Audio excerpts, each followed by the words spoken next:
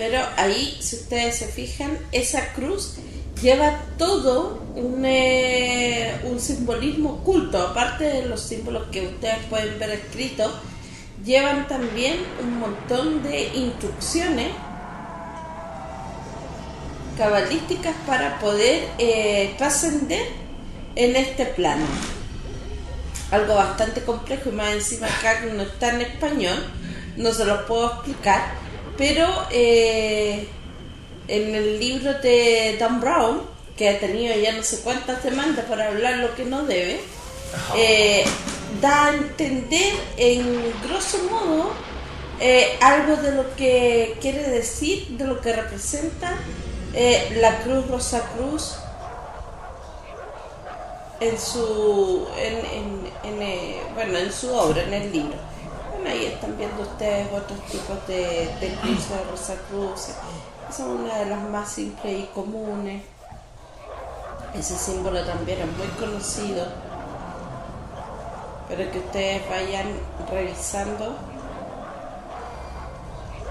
Ese yo lo encuentro muy bonito. Yo he visto chicos góticos que usan esto y no tienen ni idea de lo que andan trayendo en el cuello. Pertenecen a la... O puede ser que también sepan. Lo que pasa es que es muy bonita esa cruz en plata.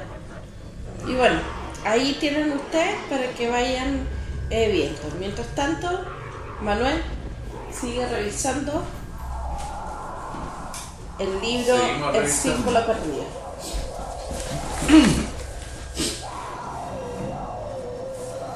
Encontrar la Rosacruz esa noche le había hecho concebir grandes esperanzas, le había traído a la memoria las profecías que figuraban en los manifiestos de los Rosacruces, que Galloway había leído un sinfín de veces en el pasado y todavía recordaba. ¿Por qué yo no vi?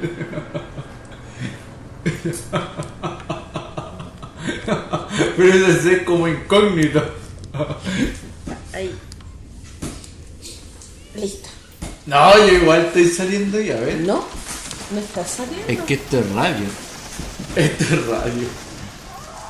Había traído a la memoria las profecías que figuraban en los manifiestos de los Rosacruces. Capítulo 1. Jehová redimirá a la humanidad revelando los secretos que antes reservara únicamente a los elegidos. Capítulo 4. El mundo entero se convertirá en un único libro y asistiremos a la conciliación de todas las contradicciones de la ciencia y la teología. Capítulo 7. Antes de que llegue el fin del mundo, Dios inundará el planeta de luz espiritual para aliviar el sufrimiento de la humanidad. Capítulo 8. Antes de que se produzca este apocalipsis, el mundo habrá de librarse de la intoxicación ocasionada por su envenenado cáliz que se llenó con la falsa vida de la vid teológica. Galloway sabía que la iglesia había perdido el rumbo hace mucho tiempo y él había consagrado su vida a enderezarlo. En ese momento comprendió la hora se acercaba rápidamente. La mayor oscuridad siempre es la que precede el alba. Eso es lo que estamos viviendo justo en este momento, ¿eh? Justo en este momento. Los manifiestos de los Rosacruces. Luego, en la época de Pitágoras, 6 siglos antes de Cristo, la tradición de la numerología elevó el número 33 a la máxima categoría de los números maestros. Era la cifra más sagrada, simbolizaba la divina verdad. Esa tradición se perpetuó en el seno de los masones y en otras partes. No era ninguna coincidencia que a los cristianos les enseñaran que Jesús fue crucificado a los 33 años, a pesar de que no existen pruebas históricas reales de ello. Como tampoco lo era que José supuestamente se casara con la Virgen María a los 33 años de edad, o que Jesús realizara 33 milagros, o que el nombre de Dios se mencionara 33 veces en el Génesis, o que en el Islam todos los moradores del cielo siempre tuvieran 33 años. El 33 es un número sagrado en numerosas tradiciones místicas. Él seguía sin tener idea de que tenía que ver aquello con una olla para pastas. Así que no debería sorprenderte que un alquimista, Rosacruz y místico como Isaac Newton también creyera que ese número era especial. Estoy seguro de que era así, contestó su amigo. Newton tenía profundos conocimientos de numerología, profecías y astrología. Todo será revelado en el 33º grado, que es el grado máximo para encontrar la sabiduría que le da que usted podría comprender cuál es la verdad sobre la palabra verdad y qué es lo que significa la verdad y la vida. Y es por eso que escuché esa charla completa, porque esa charla se la dio. hay una persona que al parecer está más arriba que ese grado. De hecho, es una de las personas más importantes en Chile para los conocimientos ancestrales. De hecho, todo apunta a eso, sobre la verdad y la vida. Mi papá dice, la verdad es la luz y la luz es la vida. Quien no tiene vida no tiene luz, porque no puede recibir al Espíritu Santo, que es la que lo Y es un ser descarnado que está en otra parte. Es Jesús y la verdad es Dios. Es lo mismo. Nadie que habla... llega a Dios si no es por el Espíritu Santo y su Hijo. Y si no sigue la vida con la verdad. La vida y la verdad. O sea, si un gallo mentiroso no podría llegar a planos. Arrepentirse. Pero dicen que cada vez que tú mueres y no te arrepentiste en esa vida, después vas a otra vida y otra vida y otra vida, y en otro planeta, y puede ser otro ser también. O sea, podría ser como una bacteria también, cualquier cosa. O sea, Dan Brown afirma lo mismo que afirma Donald Love.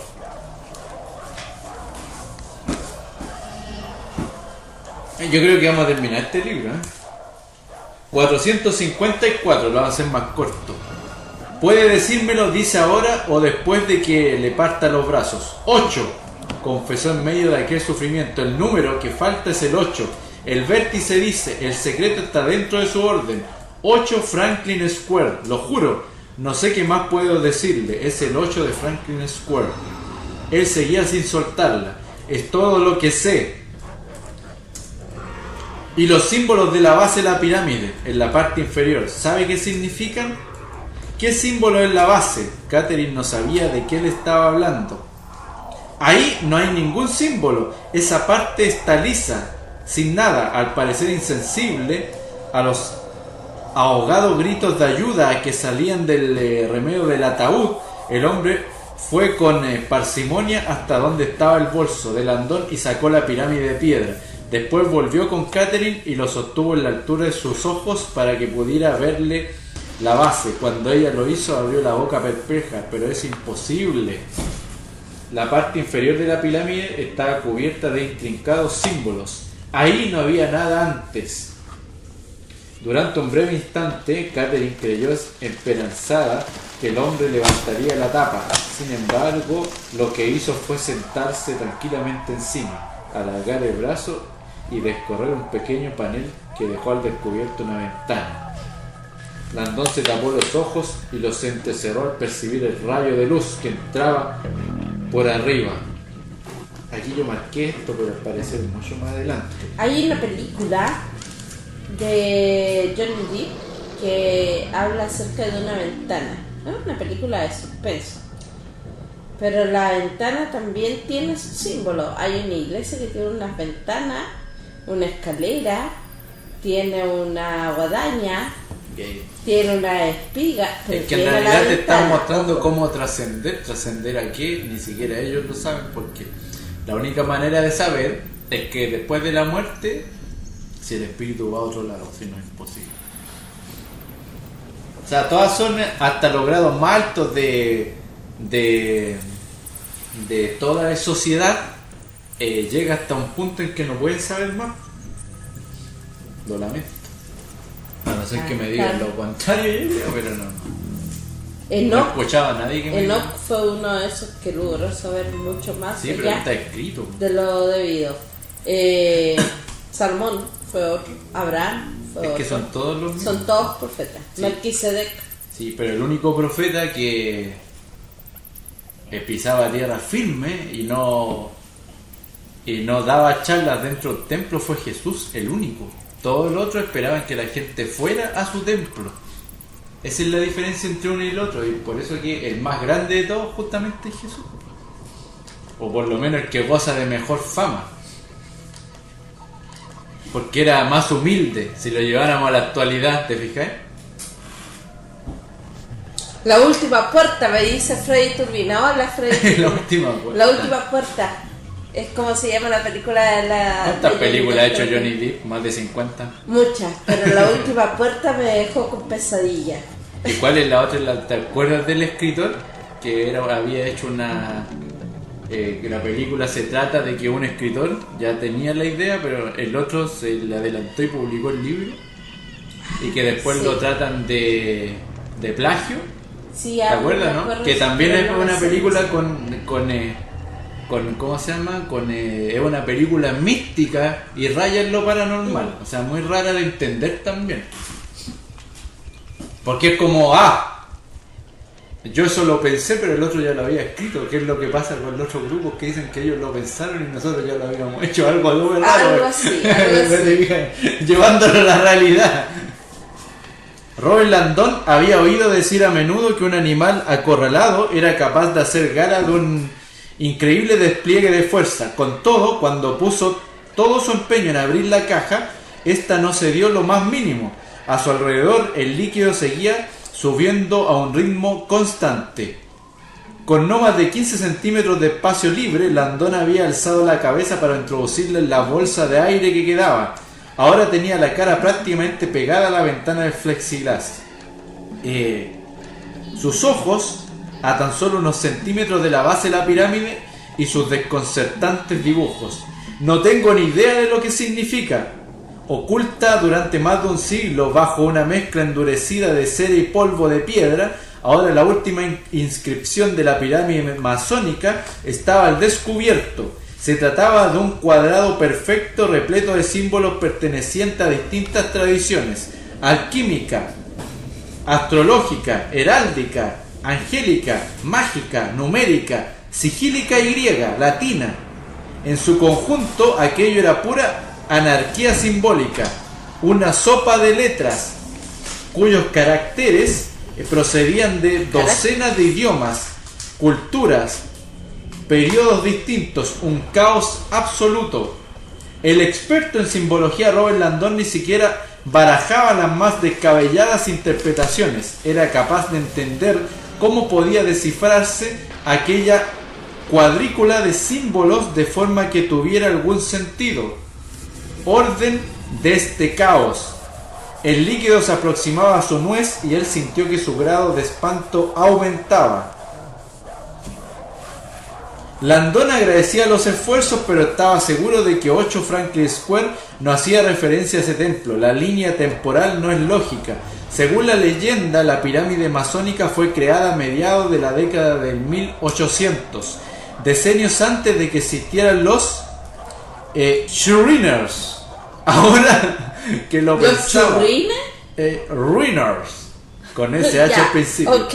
A decir verdad, probablemente antes incluso de que la plaza se llamaba Franklin Square.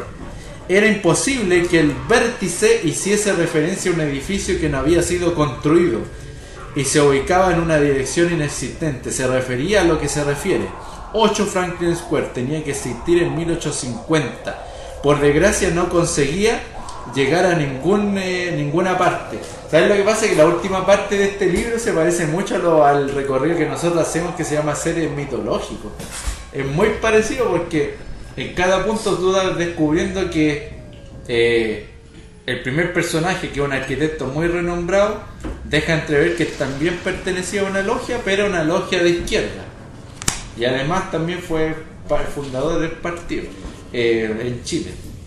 Después uno va avanzando y se encuentra que el colegio de arquitectos también lo creó él. Después, pero antes pasamos por otra casa que tiene una ninfa, está el cuervo, entonces todo va relacionado a lo mismo y que la gente que vivió en estos edificios pertenecía también al mismo movimiento, por decirlo de alguna manera. Palabra bien simple, pero ahí usted ya lo tiene que averiguar porque todo el mundo pasa lo mismo. Y que hay personas que fueron contratados para crear eso porque pertenecían al mismo movimiento. O sea, no es que llamaran a la gente mediante un concurso público para que fueran a trabajaran para ellos, sino que ya está todo preestablecido. Por desgracia no conseguía llegar a ninguna parte, rebuscó en su memoria algo que pudiera encajar en esa cronología. 8 Franklin Square, algo que ya existía en 1850. Y después avanzamos directamente a la 473. El cuadrado de Franklin de orden 8. Uno de los cuadrados mágicos más conocidos de la historia es el de orden 8, publicado en 1769 por el científico estadounidense Benjamin Franklin. Notable sobre todo porque fue el primero en sumar también las diagonales quebradas. La obsesión de Franklin con esa mística forma de arte fue probablemente producto de su amistad.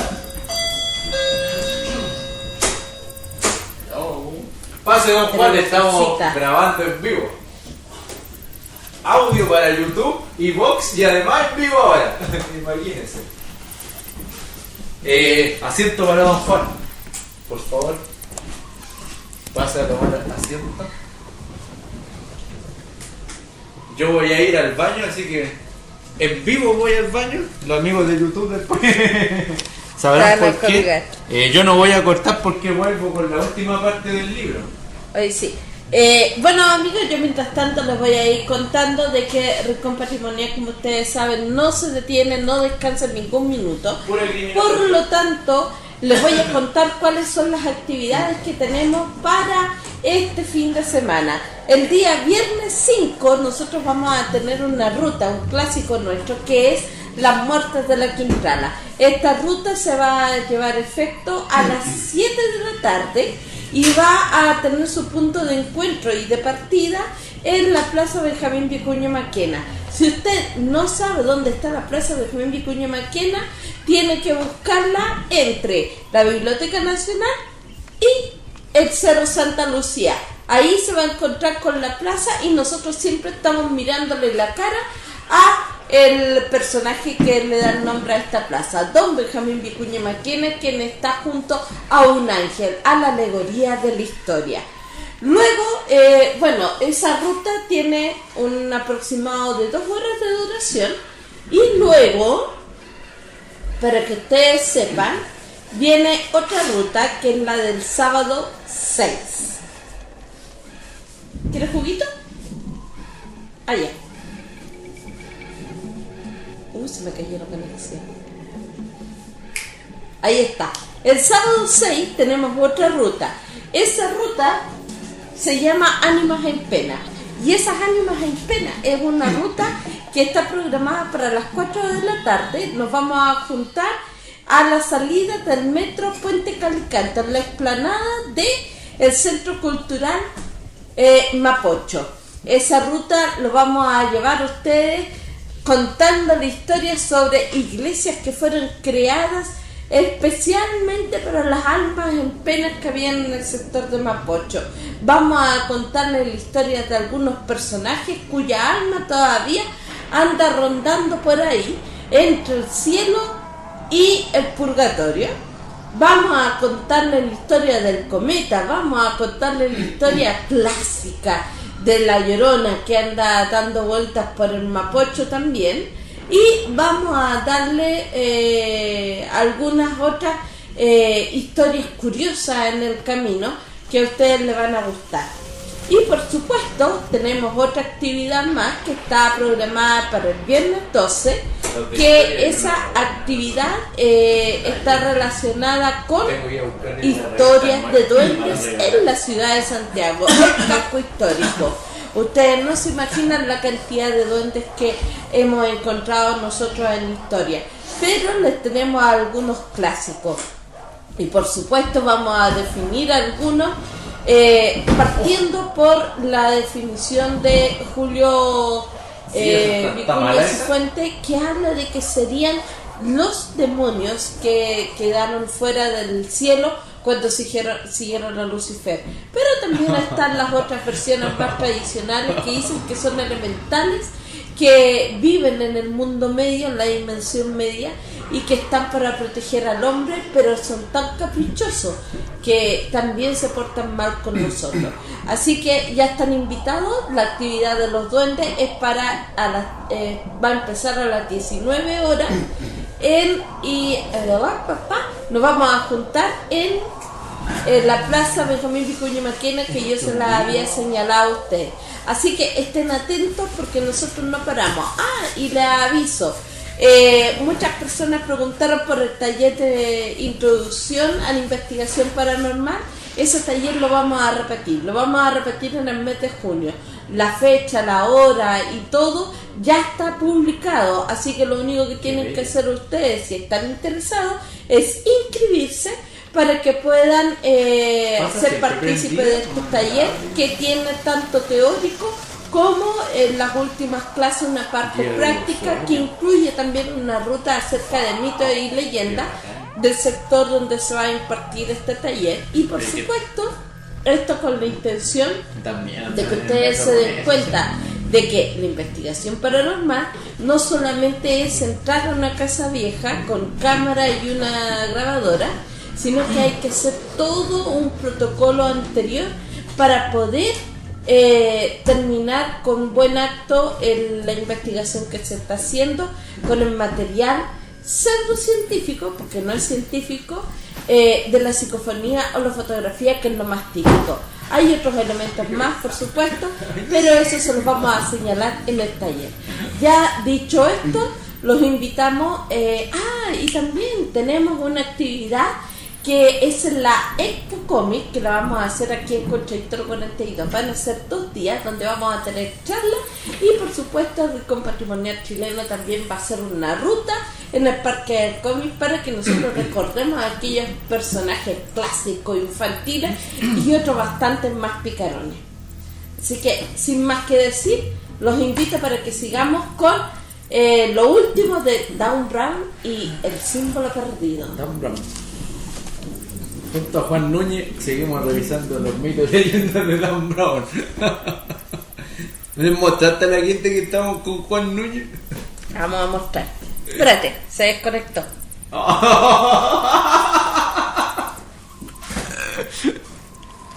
No sé si se desconectó de verdad. Ahí está. Oye, chiquillo, ahí está. Saca la botella. Ahí sí. Ustedes entenderán que esto es bien casero. Ahí está Don Juan. Don Juan es nuestro historiador. Él anda de apoyo, nos anda vigilando, nos tira las orejas cuando nos equivocamos. Y anda con un chicote también, pero cuando nos portamos más mal. ¿Ya? Así que él está acá, y cuando vengan ustedes a la Biblioteca Rinconiana, si se dan cuenta, estamos llenos de libros, van a poder encontrarlo él, o me van a encontrar directamente a mí, Catalina Schoff, aquí en la biblioteca, lista para atenderlos cuando sea necesario. Pero ahí yo no quiero salir acá. Es que yo grabo solo para la radio. Tipo distinguido. Listo. El cuadrado de Franklin de orden 8, uno de los cuadrados mágicos más conocidos de la historia, es el de orden 8, publicado en 1769 por el científico estadounidense Benjamin Franklin, notable sobre todo porque fue el primero en sumar también las diagonales quebradas. La obsesión de Franklin con esa mística forma de arte fue probablemente producto de su amistad con algunos de los alquimistas y místicos más destacados de la época, así como de su creencia en la astrología, que dio pie a la predicción formulada en su almanaque del pobre Richard. Y luego avanzamos hasta la página 477. Un año atrás, Catherine y su hermano habían estado hablando de una de las interrogantes más perennes de la filosofía: la existencia del alma humana y más concretamente la cuestión de si el ser humano posee o no algún tipo de conciencia capaz de percibir fuera del cuerpo. Los dos creían que probablemente existía algo así. Casi todas las filosofías antiguas coincidían. Las tradiciones budistas y brahmánicas aceptaban la metempsicosis, es decir, la transmigración del alma a otro cuerpo después de la muerte. Los platónicos definían el cuerpo como una cárcel de la que el alma escapaba, y los estoicos llamaban al alma apospasma, tou teu, partícula de Dios, y creían que volvía al Ser Supremo después de la muerte. Catherine había afirmado con cierta frustración que probablemente la ciencia nunca llegaría a demostrar la existencia del alma humana. Confirmar la persistencia de la conciencia después de la muerte era como exhalar una bocanada de humo y confiar en encontrarla varios años más tarde. Después de aquella conversación, Catherine concibió una idea extraña. Su hermano había mencionado que el Génesis se refería al alma como Nesema, una especie de inteligencia espiritual separada del cuerpo. Catherine pensó que la palabra inteligencia sugería la presencia de pensamiento. Ahora bien, la ciencia noética indicaba claramente que los pensamientos tenían masa, por lo que resultaba lógico concluir que también el alma humana debía tenerla. Puede pesar el alma humana. Era una idea descabellada, por supuesto, incluso considerarla era una tontería. 3 días después, Catherine despertó bruscamente de un sueño profundo y se sentó en la cama como impulsada por un resorte. Se levantó de un salto, condujo su coche hasta el laboratorio y de inmediato se puso a trabajar en la preparación de un experimento que era a la vez sencillo e increíblemente audaz. Y de ahí saltamos de inmediato hasta la página 497. He leído mucho sobre masonería y sé que tienen ustedes muchos rituales raros y creencias antiguas.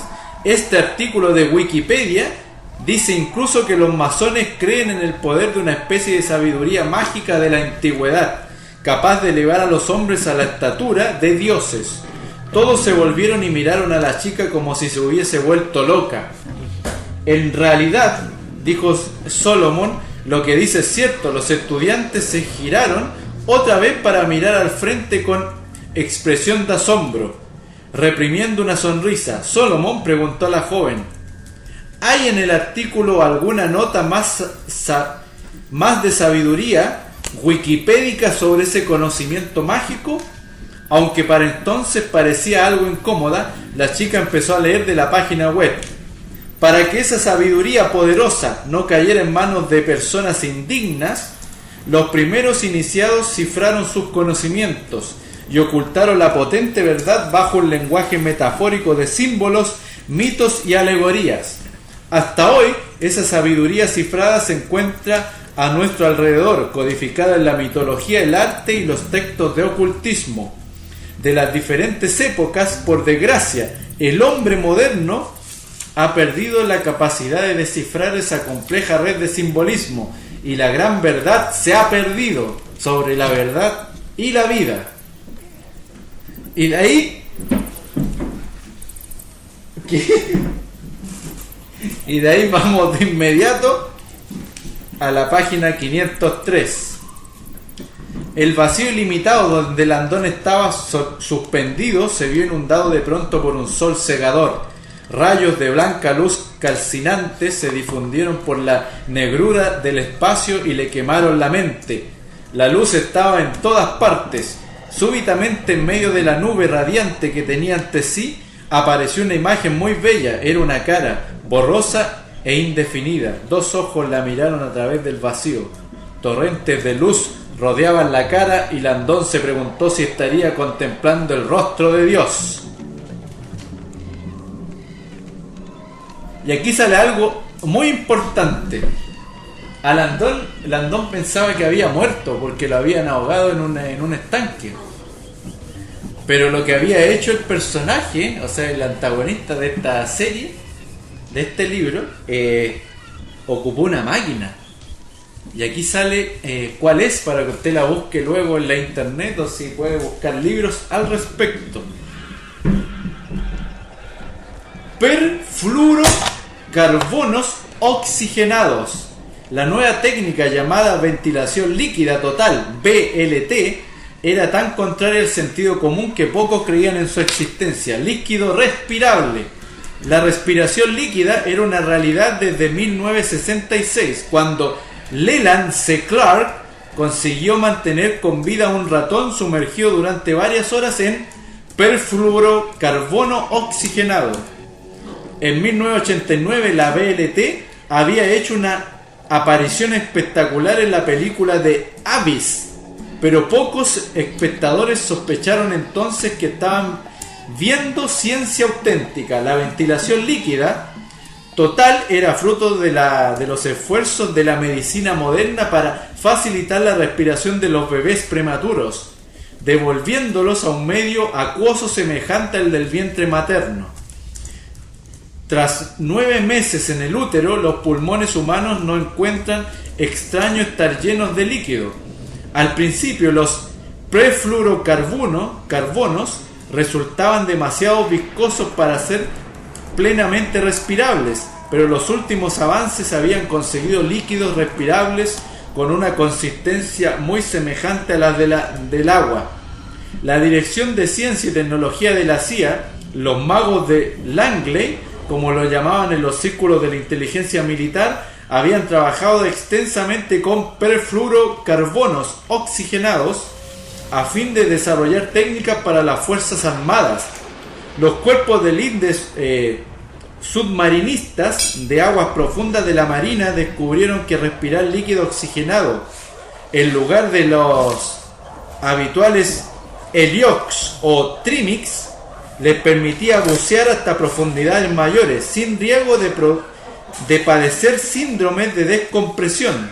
Del mismo modo, la NASA y su fuerza aérea habían comprobado que los pilotos provistos de un aparato de respiración líquido en lugar de tubos de oxígeno tradicional podían resistir mayores fuerzas gravitatorias de lo habitual. ¿Qué piensas de esto, Catalina? Qué increíble. Que me recuerda a Walt Disney con sus intentos de resucitar en el futuro. La criogenización, porque existe, sí. Al igual que esto. Página 514, y ya estamos por terminar el capítulo de hoy, cuando ya llevamos 1 hora 22 al aire. Con el pulso que le latía con fuerza, te creó una búsqueda en la BlackBerry con el equivalente en caracteres latinos de la conocida palabra griega. El primero de los resultados que apareció en la pantalla enlazaba con el artículo de una enciclopedia. En cuanto lo leyó, supo que había dado con la respuesta: Eredon, palabra importante en los grados más altos de la masonería. ¿Qué pasó? ¿Penaron? ¿Están penando? No, tembló. ¿Está temblando? Se movió un poquito el paso. Es que estamos hablando mucho sobre masonería.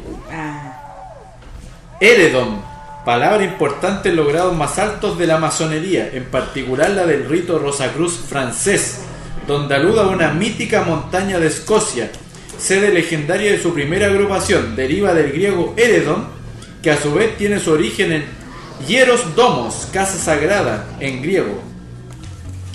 Para que usted vaya buscando después y compre el libro, para que lo lea completo. Esta es una pincelada, ¿no? Según la leyenda, la palabra perdida estaba escrita en una lengua tan antigua y arcana que la humanidad había olvidado cómo leerla. Esa lengua misteriosa, la había revelado Peter, era en realidad la más antigua del mundo, el lenguaje de los símbolos. En el idioma de la simbología había un símbolo que reinaba supremo sobre todos los demás. El símbolo, el más antiguo y universal de todos, fundía todas las tradiciones antiguas en una única imagen solitaria, que representaba la luz del dios del sol egipcio, el triunfo del oro de los alquimistas, la sabiduría de la piedra filosofal, la pureza de la rosa de los rosacruces, el momento de la creación, el todo, el dominio del sol astrológico e incluso el ojo omnisciente que todo lo ve, suspendido sobre la pirámide inconclusa, el circunpunto, el símbolo de la fuente, el origen de todas las cosas. Era lo que Peter le había dicho un momento antes. Al principio Malak se había mostrado escéptico, pero después había mirado otra vez la cuadrícula y había notado que la imagen de la pirámide apuntaba directamente al símbolo de los circunpuntos. ¿Qué tal? Interesante. 573 y ya vamos terminando. Me quedan 3 papelitos nomás de todas las anotaciones que hice en este libro. ¿Cuántos libros me he revisado de Dan Brown? Este es el tercero que he revisado. Sí, nos falta el origen. Sobre la base de la astrología, prosiguió Landon, la gran pirámide se alza desde la tierra y sube hacia el cielo, el símbolo permanente de la sabiduría perdida. En su interior vemos las grandes filosofías y religiones de la historia, egipcia, pitagórica, budista, hindú, islámica, judeo-cristiana, y todas ellas ascienden y se acercan entre sí, en su camino hacia la puerta transformadora de la pirámide, donde finalmente se funde en una sola filosofía humana unificada. Se unen en una sola conciencia universal, una visión mundial común de Dios, representada por el antiguo símbolo suspendido sobre el vértice. El circunpunto, dijo Peter, símbolo universal de Dios. A lo largo de la historia, el circunpunto lo ha sido todo para todos los pueblos, el dios del Sol Ra, el oro de los alquimistas, el ojo que todo lo ve, la singularidad anterior al Big Bang, el gran arquitecto del universo. Landon asistió, intuyente que quizás había sido ese el argumento esgrimido por Peter en la sala del templo, para fundamentar la idea de que el circunpunto era la palabra perdida. Y por último, preguntó Peter, ¿qué me dices de la escalera? Landon contempló la imagen de la escalera bajo la pirámide. Tú sabes mejor que nadie, Peter, que este es el símbolo de la escalera del caracol de la francmasonería, la escalera que asciende de la oscuridad terrenal a la luz, como la escalera de Jacob que sube al cielo, o la columna vertebral escalonada del ser humano que conecta el cuerpo mortal del hombre con su mente eterna. ¿Qué tal, Catalina? Nosotros conocemos edificios así, sí, aquí en Santiago. El cementerio está lleno de eso. Cementerio general, cementerio católico y cementerio... ¿Cómo se llama el otro? El cementerio metropolitano. Durante toda la noche Landon había intentado amoldar la mente a conceptos vaporosos y ambiguos, los antiguos misterios, la palabra perdida, los secretos de los siglos. Ahora necesitaba algo sólido, y por mucho que Peter dijera que la clave de todo estaba enterrada en una piedra angular, 170 metros más abajo, le costaba mucho aceptarlo. Hay gente que dedica toda una vida al estudio de los misterios y ni siquiera así es capaz de acceder al poder que supuestamente encierran.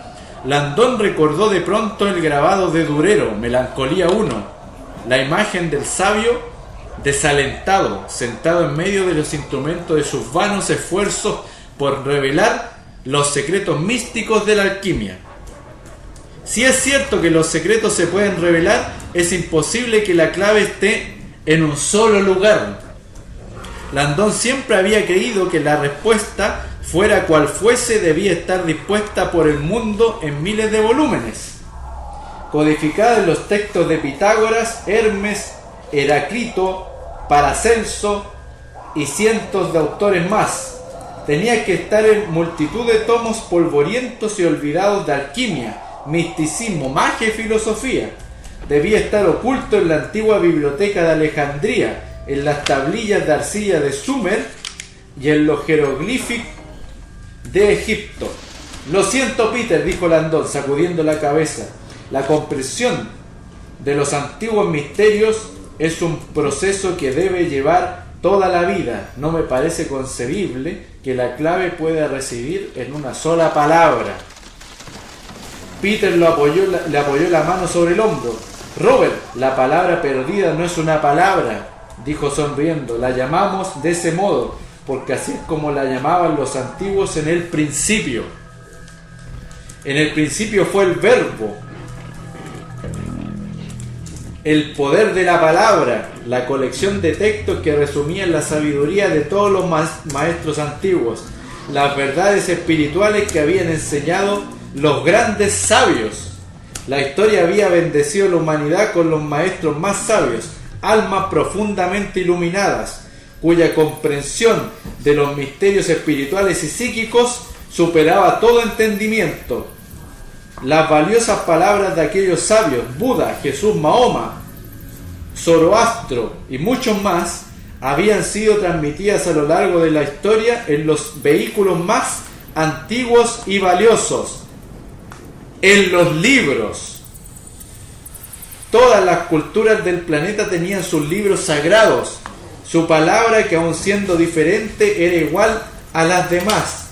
Para los cristianos la palabra era la Biblia, para los musulmanes el Corán, para los judíos la Torá, para los hindúes los Vedas, y así hasta el infinito. La palabra iluminará el camino. Para los masones fundadores de Estados Unidos la palabra era la Biblia. Sin embargo, poca gente en la historia ha comprendido su verdadero mensaje. Es por eso, estimados amigos, que es muy importante que usted sea capaz de entender la verdadera palabra, el significado de la vida y la verdad de la Biblia sagrada, de aquellos que se paran en la plaza de armas y empiezan a entregar la palabra sagrada, la palabra de Dios. Es así como nos lleva a comprender la verdad de la vida el autor más importante de la edad moderna, de todos los escritores habidos y por haber, Dan Brown, el más vendido de nuestra época, y al cual Hollywood le rinde homenaje por darle tanto trabajo a muchas personas en el planeta. Aquellos guionistas, aquellos cineastas y aquellos trabajadores del mundo cinéfilo. Y hemos terminado la revisión del símbolo sagrado con el símbolo perdido, el libro más importante de la tierra, la Biblia. Estimados amigos de Historias Rinconianas, capítulo 81, 1 de abril del año 2019, con Catalina Schoff y Manuel Venegas. Oye, wow, ¿cuánto fueron? Casi 2 horas.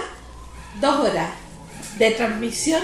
La próxima semana vamos a hablar con diccionario masónico en mano acerca de más simbolismo, así que no se pierdan, no nos pierdan, porque nosotros vamos a estar aquí todos los lunes transmitiendo para ustedes.